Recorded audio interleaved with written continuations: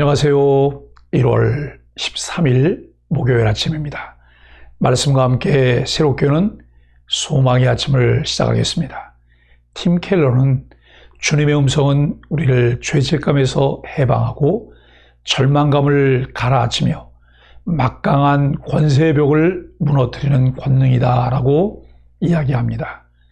마태복음 9장 1절로 13절까지 말씀을 본문으로 하여 죄의 사함과 부활의 삶이라고 하는 주제로 함께 은혜를 나누기를 원합니다.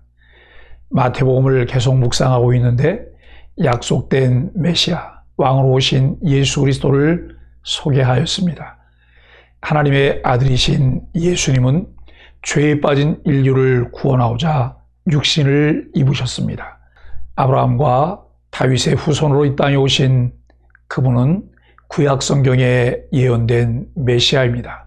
하나님의 말씀으로 마귀의 시험을 이기신 예수님은 하나님 나라 왕으로서 복음을 선포하십니다. 능력으로 세상을 치유하시고 다스리시는 그분은 우리의 유일한 소망입니다. 천국 복음을 선포하시는 예수 그리스도를 보다 더 구체적으로 마태는 소개합니다. 예수님은 메시아로서 지니신 능력으로 많은 사람의 연약함을 고치십니다. 12제자를 부르시고 천국 비유와 교훈을 전하시며 잘못된 관행을 지적하십니다. 그러나 세상은 메시아를 알지 못하고 시험하며 배척합니다. 그럼에도 진정한 왕이신 예수 그리스도는 흔들림 없이 인류 구원을 위한 십자가의 길로 전진하십니다. 예수님은 공생의 기간 사역을 통해 천국 복음을 전파하시고 가르치시며 고치시는 3대 사역을 진행하시는데 그 사역의 수혜자가 될 수 있는 방법은 믿음으로 받아들이는 것입니다. 예수님의 치유와 죄 용서의 사역은 우리의 믿음을 통해 우리 자신에게 적용되어 효과를 발휘하지만 우리의 믿음을 통해 중풍병자가 예수님께 죄사함과 치유를 받았다는 사실은 이웃사랑의 정신으로 믿음을 발휘하는 것의 중요성과 효력을 강조해 줍니다. 예수님의 치유 사역과 죄 용서 사역은 불가분의 관계에 있습니다. 병은 궁극적으로 죄의 결과이며 따라서 온전한 치유는 죄사함을 통해서만 가능합니다. 예수님이 병에 대한 온전한 치유자이신 이유는 그가 우리의 죄를 온전히 용서해 주실 권세를 가지셨기 때문입니다. 예수님의 죄 용서 사역은 십자가와 부활 사건을 통해 완성되고 치유 사역은 신자들이 예수님을 따라 부활할 때 완성됩니다. 중풍병자를 고치신 사건은 예수님이 이렇게 궁극적 회복을 이루는 권세를 가진 분임을 깨닫고 믿도록 도와주신 사건입니다. 우리가 삶에서 하나님의 치유를 경험한다면 그것 자체로 만족하지 말고 죄를 사하여 주셨고 앞으로 부활로 이끄실 예수님에 대한 깊은 믿음이 열매에 맺어야 합니다.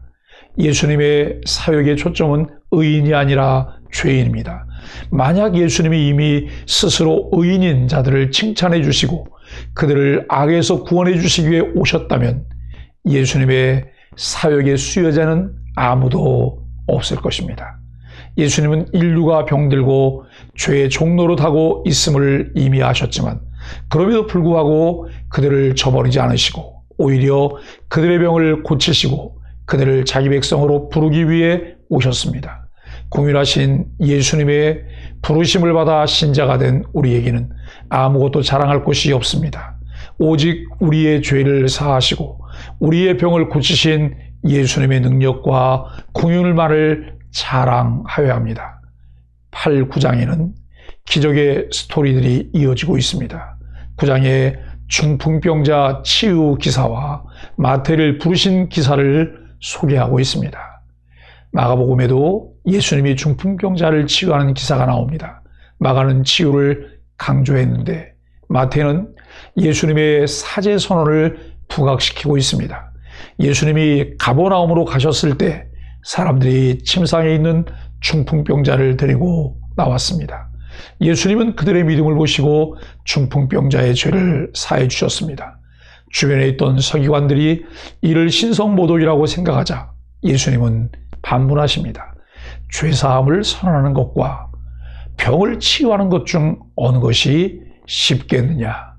그렇게 말씀하시고 중풍병자에게 일어나 침상을 가지고 가라고 명하셨습니다. 중풍병자를 치유하심으로 예수님께 죄사함의 권세가 있음을 증명해 주셨습니다. 예수님이 죄사함을 선언하셨다는 것은 예수님이 곧 하나님이시라고 하는 뜻입니다.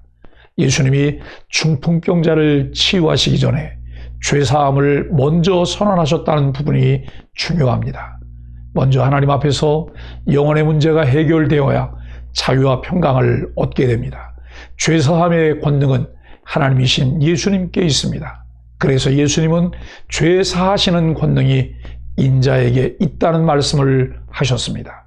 이어서 중풍병자가 온전히 나아서 직접 일어나 침상을 들고 걸어가는 현장까지 보여주셨습니다. 서기관과 사람들에게 믿음을 주시기 위함입니다. 성경은 우리가 보고 두려워하여 이런 권능을 사람에게 주신 하나님께 영광을 돌리니라고 증언하고 있습니다. 이는 서기관들이 배제된 기록입니다. 그들은 예수님의 선포를 듣고 증거를 보았음에도 불구하고 불신앙을 고집했습니다. 죄사함의 권능이 예수님께 있음을 믿고 죄를 자백하면 미쁘시고 의로우신 주님이 우리의 죄를 사하시고 모든 불의에서 깨끗하게 해 주십니다.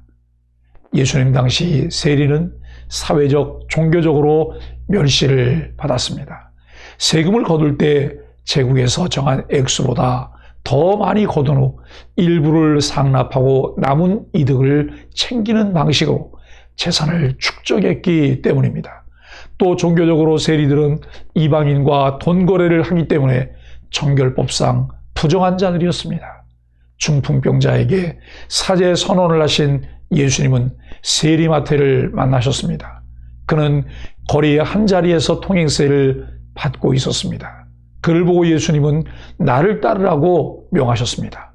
그러자 마태는 머뭇거리지 않고 일어나 예수님을 따랐습니다.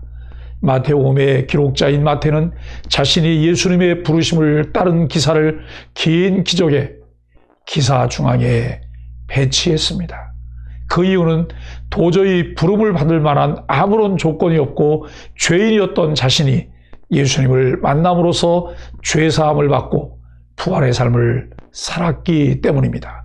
이것이 기적 중의 기적입니다. 9절에 일어나는 헬라어 아나스타스로 부활하다라는 뜻입니다. 예수님은 죄인된 우리를 부르러 오셔서 우리의 죄를 사하시고 부활의 삶을 살게 하십니다. 사랑하는 소망의 가족 여러분, 헬렌 켈러는 이 세상에서 가장 아름다운 것들은 보이거나 만질 수 없다. 단지 가슴으로 느낄 수 있다라고 말했습니다. 그렇습니다. 죄사함과 부활의 은총은 눈으로 보거나 만질 수 없습니다. 그것들은 가슴으로, 영혼으로 느끼고 감사하는 것입니다. 몸이 치유되는 것도 중요하지만 더 중요한 것은 죄사함을 받고 부활의 삶을 사는 것입니다.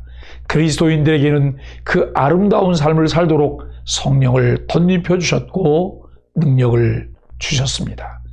참 하나님이며 참 사람이신 메시아 예수님께서 우리를 대속하여 주신 죄사함의 은총과 온전한 부활의 삶으로 초대하시는 초대에 머뭇거림 없이 응답하며 참 아름다운 삶을 살아가게 되길 예수 그리스도 이름으로 간절히 축복합니다. 함께 기도하겠습니다.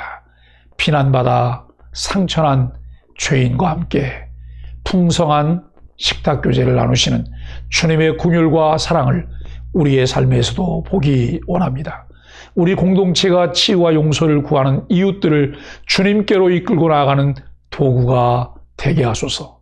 차별이 없으신 주님의 마음과 행동을 본받게 하여 주옵소서. 예수님의 이름으로 간절히 기도합니다. 아멘.